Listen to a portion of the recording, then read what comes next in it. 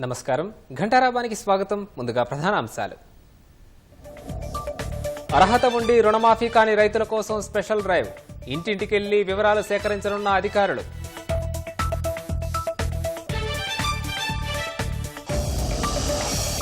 Future city అభివృద్ధి ప్రణాళికపై ముఖ్యమంత్రి సమావేశం. రహదారి అనుసంధానంపై ఉన్నతాధికారులతో సమీక్ష.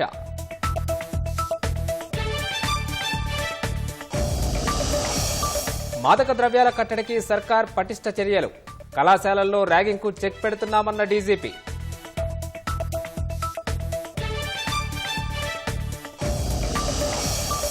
బంగ్లాదేశ్లోని అల్లర్లపై ఐరాస ప్రాథమిక నివేదిక. 650 మంది మృతి, ఇంకా ఎక్కువ ఉండొచ్చని వెల్లడి.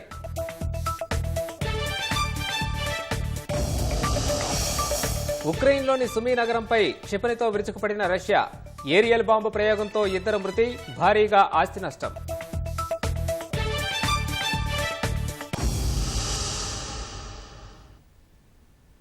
ప్రభుత్వం ప్రకటించిన రైతు రుణమాఫీపై రైతుల్లో ఆందోళన తొలగటం లేదు. వివిధ కారణాలతో రుణాలు మాఫీ కాని రైతులు అయోమయానికి గురవుతున్నారు. పలుచోట్ల నిరసనలు సైతం చేపట్టారు. అయితే రుణమాఫీ విషయంలో ఎలాంటి గందరగోళం లేదని, అర్హులైన రైతులు ఆందోళన చెందాల్సిన అవసరం లేదని రాష్ట్ర వ్యవసాయ శాఖ ప్రకటించింది. అర్హత ఉండి రుణమాఫీ కాకుంటే అధికారుల్ని సంప్రదించాలని సూచించింది. దొర్లిన తప్పులను సరిచేసే పనిలో అధికారులు నిమగ్నమయ్యారు. అర్హతలు ఉండి అప్పులు రద్దుకాని రైతులకు న్యాయం చేసేందుకు సర్కారు చర్యలకు ఉపక్రమించింది. రైతుల నుంచి ఫిర్యాదుల నమోదు, పరిష్కారం కోసం కొన్ని మార్గదర్శకాలు, సూచనలు జారీ చేసింది. స్పెషల్ డ్రైవ్ చేపట్టాలని, ఆ బాధ్యత మండల వ్యవసాయాధికారులకు అప్పగిస్తూ వ్యవసాయ శాఖ ఆదేశాలు జారీ చేసింది. ఏవోలు, ఏఈఓలు ఇంటింటికి తిరిగి ఫిర్యాదులు స్వీకరించాలి. ఎంఏఓ తప్పనిసరిగా రైతు నుంచి ఆధార్ కార్డు కాపీని తీసుకోవాలని ఉత్తర్వుల్లో పేర్కొన్నారు. ఓటర్ కార్డు, వాహన లైసెన్స్, రైతు రేషన్ కార్డు వంటి ప్రత్యామ్నాయ గుర్తింపు పత్రాన్ని సేకరించి అప్లోడ్ చేయాలి. కుటుంబాలు ఇంకా నిర్ధారించబడిన సందర్భాల్లో ఎంఏఓ తప్పనిసరిగా రైతు ఇంటిని సందర్శించి రైతు వెల్లడించిన ఆధార్ కాపీలు, కుటుంబ సభ్యుల సంఖ్యను తీసుకోవాలి. ఆధార్లో పేరు, లోన్ అకౌంట్లో పేరు మధ్య లోపాలు ఉంటే రుణగ్రహీత గుర్తింపును ఏర్పాటు చెయ్యాలి. రుణం తీసుకున్న వ్యక్తి సరైన ఆధార్ నంబర్ను పోర్టల్లో అప్లోడ్ చెయ్యాలి. బ్యాంకు అప్పు అసలు వడ్డీ మొత్తం సరిపోలని పక్షంలో రైతు నుంచి ఒక దరఖాస్తు తీసుకుని వివరాలు క్లుప్తంగా పేర్కొంటూ పోర్టల్లో అప్లోడ్ చేయవచ్చు. నిర్ధారణ, దిద్దుబాటు కోసం అదే సంబంధిత బ్యాంకుకు పంపబడుతుంది. ఆయా పై కార్యకలాపాల్లో పోర్టల్లో నవీకరణ ఉంటుంది. కాబట్టి పోర్టల్ త్వరలో నవీకరించబడిన తర్వాత ప్రస్తుత ప్రాతినిధ్యాలు, పత్రాలను సేకరించి అప్లోడ్ చేయవచ్చని వ్యవసాయ శాఖ పేర్కొంది.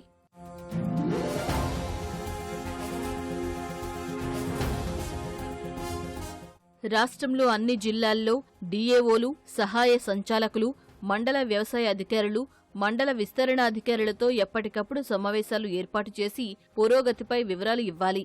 ప్రక్రియ పారదర్శకంగా జరిగేందుకు అధికారులకు దిశానిర్దేశం చేస్తూ తగిన చర్యలు తీసుకోవాలని వ్యవసాయ శాఖ సూచించింది. 2 లక్షల రూపాయలు మించి అప్పులు ఉన్న రైతులకు గరిష్టంగా 2 లక్షల రూపాయల వరకు 4వ విడతలో మాఫీ చేస్తారని సమాచారం.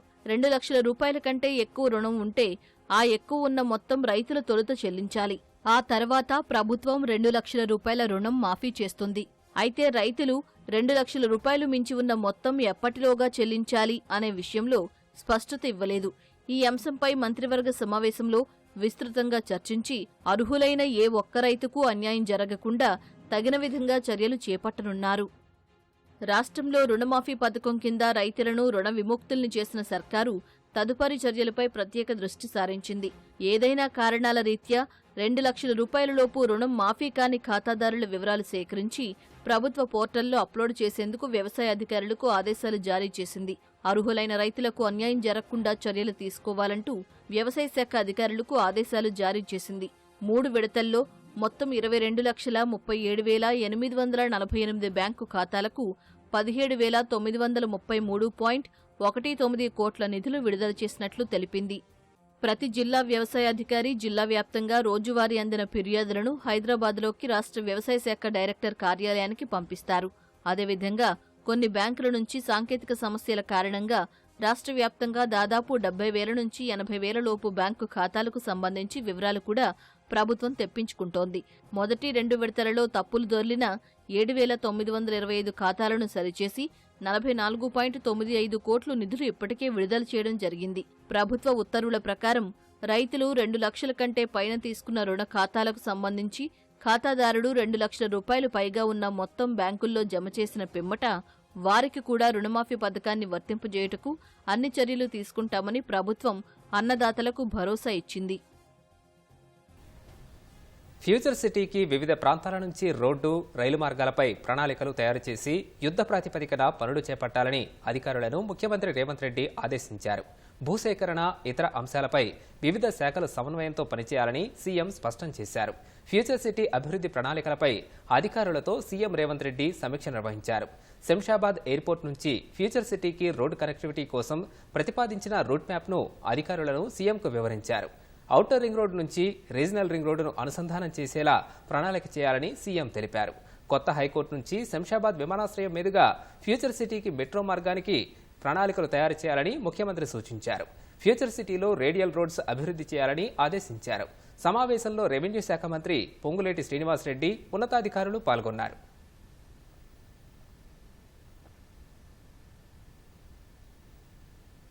రాష్ట్రంలో క్రీడా విశ్వవిద్యాలయం ఏర్పాటు చేయాలని రాష్ట్ర ప్రభుత్వం నిర్ణయించింది. యంగ్ ఇండియా స్పోర్ట్స్ యూనివర్సిటీ పేరుతో హకీంపేట లేదా గచ్చిబౌలిలో ఏర్పాటు చేయాలని ప్రభుత్వం భావిస్తోంది. ఇటీవల సియోల్లో ప్రపంచంలో పేరొందిన కొరియన్ నేషనల్ స్పోర్ట్స్ యూనివర్సిటీని ముఖ్యమంత్రి రేవంత్ రెడ్డి సందర్శించారు. స్పోర్ట్స్ సైన్స్, స్పోర్ట్స్ మెడిసిన్ వంటి సుమారు డజనుకు పైగా క్రీడా కోర్సులు ప్రతిపాదిత యూనివర్సిటీలో ప్రవేశపెట్టేలా ప్రణాళిక చేస్తున్నారు. రాష్ట్రంలో నెలకొల్పనున్న యంగ్ ఇండియా స్పోర్ట్స్ యూనివర్సిటీలో సాంకేతిక భాగస్వామ్యానికి కేఎన్ఎస్యు ప్రాథమికంగా అంగీకరించిందని ముఖ్యమంత్రి రేవంత్ రెడ్డి తెలిపారు. దేశంలో క్రీడా సదుపాయాలు మెరుగుపడినప్పటికీ మన శక్తి సామర్థ్యాలకు తగినంత పథకాలు రావటం లేదన్న ఆనంద్ మహేంద్ర ట్వీట్పై స్పందించిన సీఎం తెలంగాణలో యంగ్ ఇండియా స్పోర్ట్స్ యూనివర్సిటీకి కసరత్తు జరుగుతోందని వివరించారు. తెలంగాణ కాంగ్రెస్ లెజిస్లేటివ్ పార్టీ సమావేశం ఇవాళ సాయంత్రం జరగనుంది. సాయంత్రం 7 గంటలకు జరగనున్న ఈ సమావేశానికి పీసీసీ అధ్యక్షుడు రేవంత్ రెడ్డి అధ్యక్షత వహిస్తారు. ఇందులో ఎమ్మెల్యేలు, ఎమ్మెల్సీలు, ఎంపీలు పాల్గొంటారు. కాంగ్రెస్ రాజ్యసభ అభ్యర్థి అభిషేక్ సింఘ్వీని సీఎల్పీ సమావేశంలో పరిచయం చేస్తారు. అదేవిధంగా ప్రభుత్వ నిర్ణయాలు, భవిష్యత్తు కార్యాచరణపై చర్చించే అవకాశం ఉంది. ప్రధానంగా సింఘ్వీ ఒక్కరే నామినేషన్ వేసినట్లు, అయితే ఏకగ్రీవంగా ఎన్నికైనట్లు ప్రకటిస్తారు. కానీ కేశవరావు రాజీనామాతో ఖాళీ అయిన స్థానం కావడంతో బీఆర్ఎస్ నుంచి అభ్యర్థిని నిలబెట్టినట్లయితే కాంగ్రెస్ ఎలా ముందుకు వెళ్లాలన్న దానిపై చర్చించే అవకాశం ఉందని పీసీసీ వర్గాలు చెబుతున్నాయి. హైదరాబాద్లో ప్రస్తుతం ఉన్న ట్రాఫిక్ పరిస్థితితో పాటు ట్రాఫిక్ రద్దీని తగ్గించడానికి తీసుకోవాల్సిన చర్యలపై డీజీపీ జితేందర్ పోలీసు ఉన్నతాధికారులతో సమీక్షా సమావేశం నిర్వహించారు. ఈ సమావేశంలో Hyderabad CP, Cyberabad CP, 2 police కమిషనరేట్ల ట్రాఫిక్ విభాగం అధికారులు పాల్గొన్నారు. ట్రాఫిక్ తగ్గించడానికి చేసిన ప్రయత్నాలను డీజీపీ అభినందించారు. ట్రాఫిక్ రద్దీ ఎక్కువగా ఉన్న సమయంలో ట్రాఫిక్ పోలీసులు వాహనాల రద్దీ నియంత్రణపై ప్రత్యేక దృష్టి పెట్టాలని ఆయన సూచించారు. అధికారులు, సిబ్బంది అందరూ రోడ్లపై ఉండాలని ఆదేశించారు. ట్రాఫిక్ ఇంజనీరింగ్ విభాగాన్ని బలోపేతం చేయాలని కోరారు. జంక్షన్లలో ట్రాఫిక్ జామ్లలో చిక్కుకోకుండా ట్రాఫిక్లో నావిగేట్ చేయడానికి అంబులెన్స్ సేవల కోసం అప్లికేషన్ను అభివృద్ధి చేయాలని అధికారులకు వివరించారు.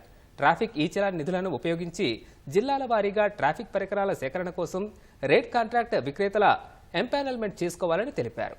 ట్రాఫిక్ రద్దీని తగ్గించడానికి డ్రోన్ కెమెరాలను ఉపయోగించాలని తెలిపారు. రాష్ట్రంలో మాదక ద్రవ్యాల కట్టడికి ప్రభుత్వం పటిష్ట వ్యవస్థను ఏర్పాటు చేసింది. అలాగే సమాజంలో మరో పెద్ద సమస్యగా మారిన ర్యాగింగ్కు చెక్ పెట్టేందుకు అనేక కార్యక్రమాలు చేపడుతున్నట్లు డీజీపీ జితేందర్ వెల్లడించారు. యువత మత్తు పదార్థాలకు అలవాటు పడి తమ ఉజ్వల భవిష్యత్తు నాశనం చేసుకోవద్దని సూచించారు. రాష్ట్రంలో ఇటీవల కాలంలో డ్రగ్స్, ర్యాగింగ్ భూతం పడగ విప్పుతున్నాయి. వీటి నివారణకు ప్రభుత్వం అనేక కట్టడి చర్యలు చేపడుతూ అవగాహన కార్యక్రమాలు నిర్వహిస్తోంది. ఈ నేపథ్యంలో ఉన్నత విద్యామండలి ఆధ్వర్యంలో డ్రగ్స్ వినియోగం, ర్యాగింగ్ భూతంపై హైదరాబాద్లో అవగాహన సదస్సు ఏర్పాటు చేశారు. మాసబ్ ట్యాంక్లోని Jawaharlal Nehru architecture and fine arts యూనివర్సిటీలో జరిగిన కార్యక్రమానికి డీజీపీ జితేందర్, విద్యాశాఖ ముఖ్య కార్యదర్శి బుర్రా వెంకటేశం ముఖ్య అతిథులుగా హాజరయ్యారు. Anti narcotics bureau director Sandeep Shandilya, Hyderabad CP Kothakota Srinivasa Reddy, సాంకేతిక విద్యాశాఖ కమిషనర్ దేవసేన, ఉన్నత విద్యామండలి చైర్మన్ లింబాద్రే విశిష్ట అతిథులుగా హాజరయ్యారు. రాష్ట్రంలోని ప్రభుత్వ, ప్రైవేటు, డీమ్డ్ యూనివర్సిటీల కోఆర్డినేటర్లు, ఎన్సీసీ క్యాడెట్లు, ఎన్ఎస్ఎస్ వాలంటీర్లు, విద్యార్థులు పెద్ద ఎత్తున కార్యక్రమంలో పాల్గొన్నారు. డ్రగ్స్కు దూరంగా ఉండాలని, సమాజ శ్రేయస్సు కోసం పాటుపడాలని అందరూ ప్రతిజ్ఞ చేశారు.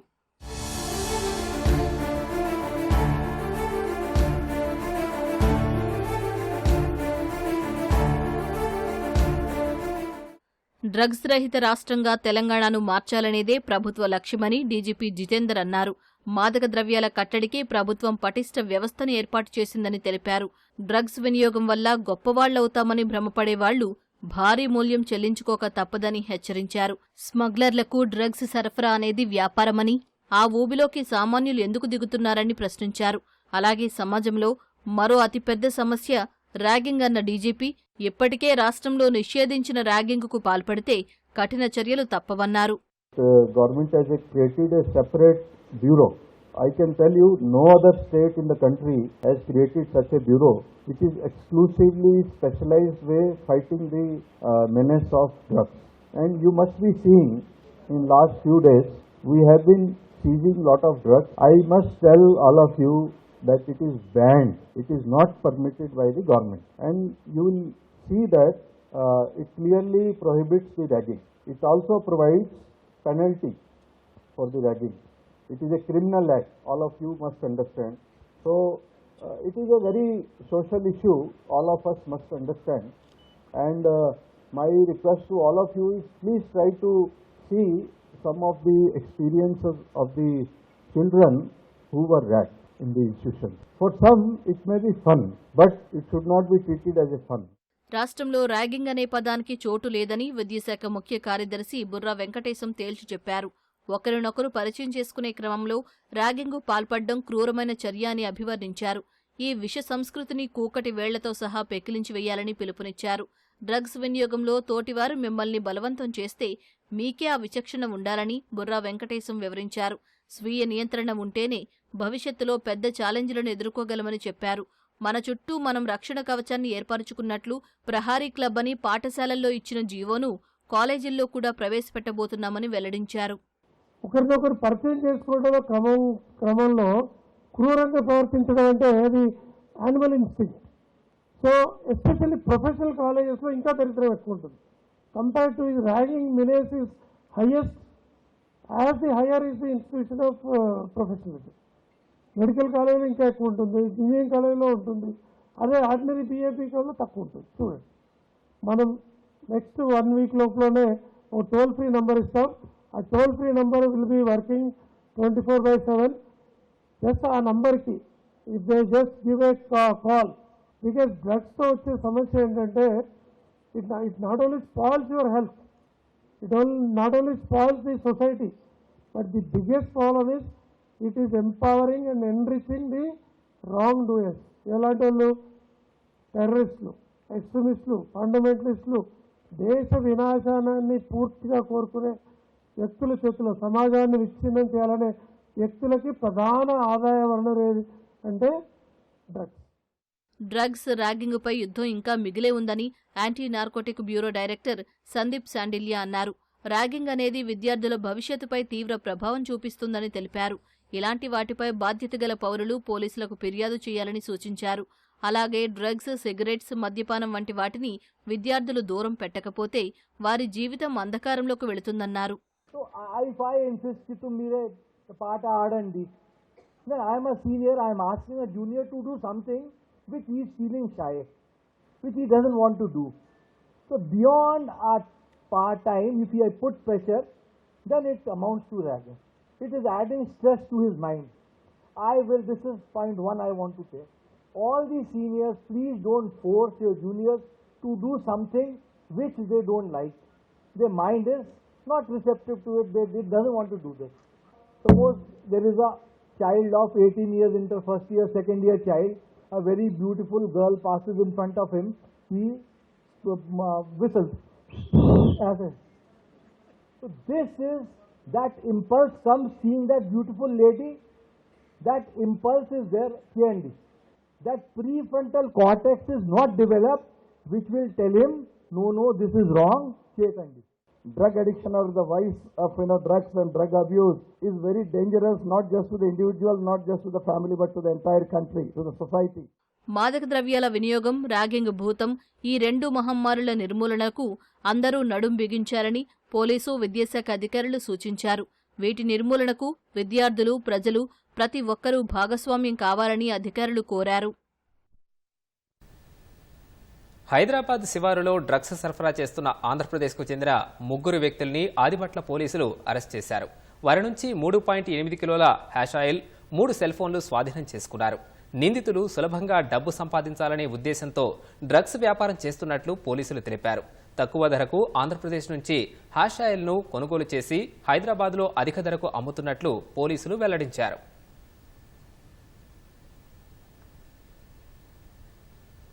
మేడ్చల్ జిల్లా శామీర్పేట్ పోలీస్ స్టేషన్ పరిధిలో దారుణం చోటు చేసుకుంది. 2 రోజుల క్రితం ఇంట్లో నుంచి వెళ్లిపోయిన భానుప్రియ, ఆమె కూతురు దీక్ష మృతదేహాలు శామీర్పేట చెరువులో లభ్యమయ్యాయి.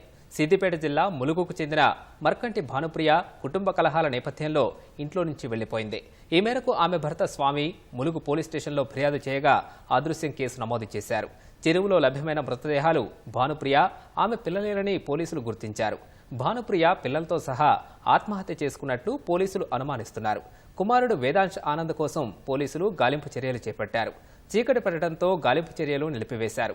చెరువు వద్దకు చేరుకున్న కుటుంబ సభ్యుల రోదనలు మిన్నంటాయి.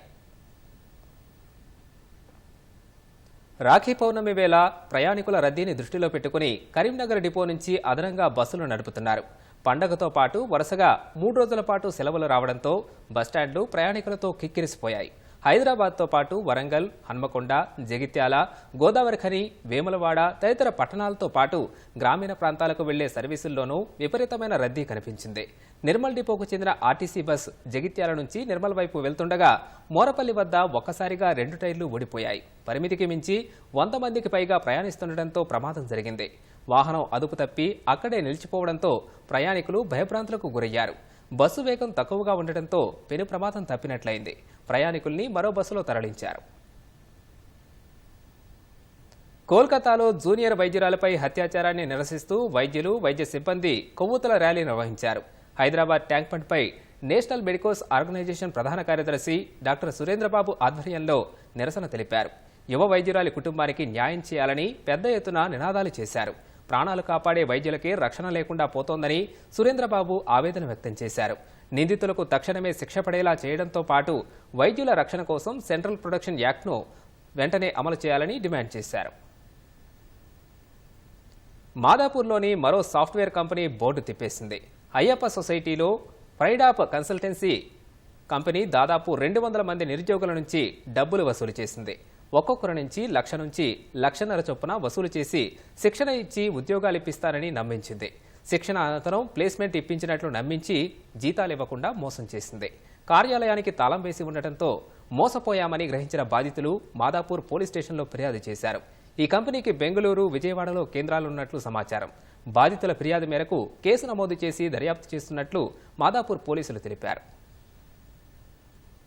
స్థిరాస్తి రంగానికి ప్రభుత్వం నుంచి మరింత ప్రోత్సాహం అవసరమని క్రెడాయ్ అధ్యక్షుడు ప్రేమ్ సాగర్ రెడ్డి అన్నారు. క్రెడాయ్ ఆధ్వర్యంలో కొన్ని వినతులను ఇప్పటికే సీఎం రేవంత్ రెడ్డి దృష్టికి తీసుకెళ్లామని, వాటిని పరిష్కరిస్తామనే నమ్మకం ఉందని తెలిపారు. రాబోయే 25 ఏళ్లలో రాష్ట్రాన్ని ఏ విధంగా అభివృద్ధి చేయాలనే దూరదృష్టితో ముఖ్యమంత్రి నిర్ణయాలు తీసుకుంటున్నారని, స్థిరాస్తి రంగానికి ఇవి ఎంతగానో దోహదపడతాయని ప్రేమ్ సాగర్ రెడ్డి తెలిపారు. ఈ నెల 20వ తేదీ నుంచి స్టేట్ కాన్ పేరుతో క్రెడాయ్ ఆధ్వర్యంలో సదస్సులు నిర్వహిస్తున్నామని, ఇందులో రాష్ట్ర వ్యాప్తంగా ఉన్న 900 మంది బిల్డర్లు పాల్గొంటారని నిర్వాహకులు తెలిపారు. అందరు బిల్డర్స్ని ఒకటే ప్లాట్ఫామ్ కిందకు తీసుకొచ్చి చీఫ్ గెస్ట్గా మన గౌరవనీయులైన ముఖ్యమంత్రి గారిని పిలవడం జరిగింది. ఆ ప్లాట్ఫామ్ మీద ఏం జరుగుతుందంటే, ఒకటి మాకున్న ఇష్యూస్, మాకున్న ప్రాబ్లమ్స్ మేము ఆ రోజు వారికి విన్నవించడం జరుగుతుంది. కొన్ని తొందరగా చేయని ఉంటే he may take some time, కానీ కొన్ని ఇష్యూస్ మేము ఆశాజనకంగా ఉన్నాం. కొన్ని ఇష్యూని అక్కడనే తను రిజాల్వ్ చేస్తాడు, మాకు సొల్యూషన్ ఇస్తాడు అనేది మేము ఎక్స్పెక్ట్ చేస్తున్నాం. రెండోది ఏంటంటే, ఒక ఎడ్యుకేటివ్ సిస్టమ్. ఇక అందరు స్పీకర్స్ అంటే ఎందులో ఎవరెవరైతే పర్ఫెక్ట్గా స్పీకర్స్ ఉంటారో వాళ్ళందరినీ పిలవడం జరుగుతుంది. రియల్ ఎస్టేట్లో, కన్స్ట్రక్షన్లో కొత్త ఏమేమి జరుగుతున్నాయి అని తెలపడానికి కొరకు, వాళ్ళకి ఫీడ్బ్యాక్ ఇవ్వడానికి కొరకు, వాళ్ళకి అప్డేట్ చేయడానికి కొరకు, వాళ్ళను వీటిని గురించి నేర్చుకునేడానికి కొరకు మనం ఈ స్టేట్ కాన్ అనేది కండక్ట్ చేయడం జరుగుతుంది. సోదర సోదరీమణుల అనురాగం ఆప్యాయతలకు ప్రతీకగా జరుపుకునే రాఖీ పౌర్ణమి సందర్భంగా మార్కెట్లన్నీ రంగురంగుల రాఖీలతో వినియోగదారులను ఆకట్టుకుంటున్నాయి. స్థాయికి తగినట్లు ₹3 నుంచి 3,000 దాకా వివిధ ధరల్లో రాఖీలు అమ్మకానికి సిద్ధంగా ఉన్నాయి. కాలానుగుణంగా అభిరుచికి తగినట్లు వీటిలోనూ ప్రత్యేకతలు వచ్చేశాయి. ప్రియమైన సోదరుల కోసం రాఖీలు కొనేందుకు మహిళలంతా దుకాణాలకు వరుస కట్టారు. ప్రేమను పంచి బంధాన్ని పెంచుకోవడానికి రక్షాబంధన కోసం సిద్ధమవుతున్నారు. మన ఆచారాలు సంప్రదాయాల్లో దాదాపు ప్రతి దాని వెనుక ఏదో ఒక పరమార్థం ఉండి ఉంటుంది. అప్పటి కాలమాన పరిస్థితులను బట్టి పుట్టుకొచ్చినవే ఆచారాలు. సహజంగా పెళ్లైన తర్వాత ఆడపిల్లలు మెట్టినింటో బిజీగా ఉండిపోతారు. ఎప్పుడో పండగలకు వచ్చిపోతారు. అది కూడా కొందరికి వీలు కాదు. రక్షాబంధన్కు మాత్రం తమ సోదరులకు రాఖీ కట్టేందుకు, వారి ఆశీర్వచనాలు ఇచ్చి వారిచ్చే చిరుకానుకలు పొందేందుకు ఎంతో ఉత్సాహంగా సుదూర ప్రాంతాల నుంచి తరలి వెళ్తారు. సోదరుల మణికట్టుకు కట్టే రాఖీ ద్వారా తోబుట్టువులతో తమ బంధం పదిలంగా ఉండాలని కోరుకుంటారు.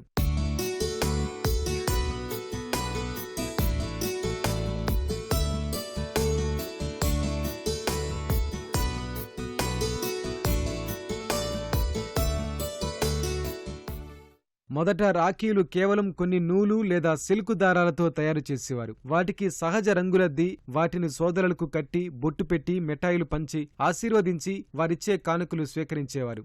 అయితే రాను రాను ప్రజల అభిరుచి ఆలోచనల్లో మార్పులొచ్చాయి. ప్రతిదీ అందంగా ఆకర్షణీయంగా ఉండాలని కోరుకుంటున్నారు. వారికి తగినట్లే తయారీదారులు కూడా రంగురంగుల రాఖీలకు వన్నెలద్ది చెమ్కీలతో మెరుపుల మెరుగులు పెట్టి భిన్నంగా చేస్తున్నారు. ఈ వేడుకకు కొన్ని గంటలే సమయం ఉండటంతో మార్కెట్లన్నీ కొనుగోలుదారులతో కిటకిటలాడుతున్నాయి. మేము ఈ బేగం బజార్ షాప్కి వచ్చామండి రాఖీలు కొనడానికి.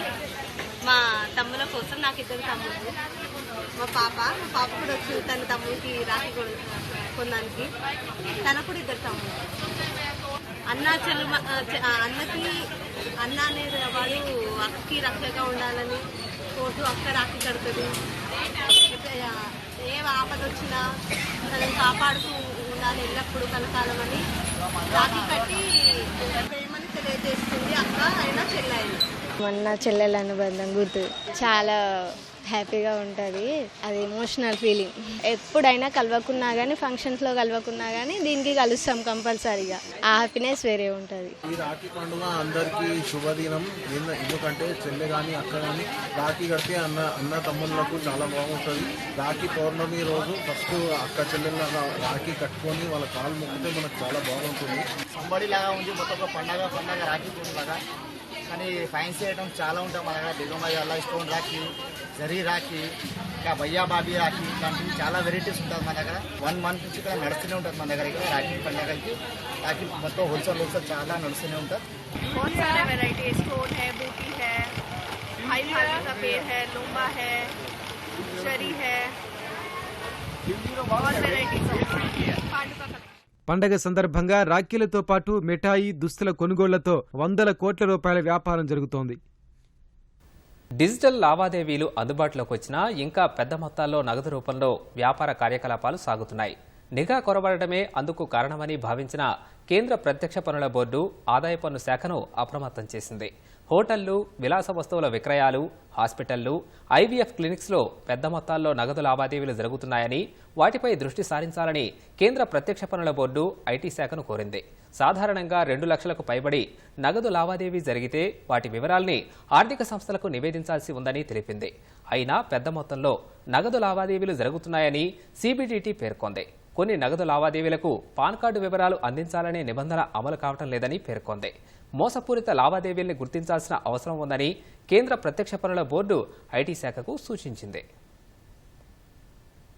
బంగ్లాదేశ్ ఘర్షణల్లో సుమారు 650 మంది మరణించినట్లు ఐక్యరాజ్య సమితి ప్రకటించింది. ఈ మేరకు ఐరాసలోని మానవ హక్కుల విభాగం ఓ నివేదిక విడుదల చేసింది. బంగ్లాదేశ్లో ఇటీవల జరిగిన అల్లర్లపై ప్రాథమిక విశ్లేషణ పేరుతో 10 పేజీల నివేదిక విడుదల చేసింది. జూలై 16 నుంచి ఆగస్టు 11 మధ్య ఈ మరణాలు సంభవించినట్లు వెల్లడైంది. జూలై 16 నుంచి ఆగస్టు 4 వరకు దాదాపు 400 మంది, ఆగస్టు 5, 6 తేదీల్లో మరో 250 మంది మృతి చెందినట్లు ఐరాస పేర్కొంది. మృతుల్లో ఆందోళనకారులు, పౌరులు, పాత్రికేయులు, భద్రతా సిబ్బంది ఉన్నట్లు తెలిపింది. ఆసుపత్రి వర్గాలు పూర్తి వివరాలు ఇవ్వలేదని, అందువల్ల వాస్తవంగా మృతుల సంఖ్య ఇంకా ఎక్కువగా ఉండే ప్రమాదం ఉందని ఐరాస మానవ హక్కుల విభాగం వెల్లడించింది. ఉక్రెయిన్లోని సుమీ నగరంపై రష్యా అత్యాధునిక ఇస్కందర్ కే క్షిపణితో పాటు ఏరియల్ బాంబును ప్రయోగించింది. ఈ దాడిలో 2 గాయపడ్డారని ఉక్రెయిన్ అత్యవసర సేవల విభాగం తెలిపింది. కార్లు, భవనాలు ధ్వంసమయ్యాయని పేర్కొంది. మరోవైపు 14 రష్యా డ్రోన్లను కూల్చివేశామని ఉక్రెయిన్ వాయుసేన వెల్లడించింది. అటు రష్యాలోని కస్క్ ప్రాంతంలో 2 దళాల మధ్య భీకర పోరు సాగుతోంది. అసోసియేటెడ్ ప్రెస్కు చెందిన జర్నలిస్టులను ఉక్రెయిన్ ప్రభుత్వం కస్క్ ప్రాంతానికి తీసుకెళ్లింది. కస్క్లో రష్యా సైనికులను బందీలుగా పట్టుకున్న దళాల్ని ఉక్రెయిన్ అధ్యక్షుడు జెలెన్స్కీ అభినందించారు. రష్యా వద్ద బందీలుగా ఉన్న తమ సైనికులు, పౌరుల్ని విడిపించుకునేందుకు ఈ చర్య ఉపయోగపడుతుందని జెలెన్స్కీ అన్నారు.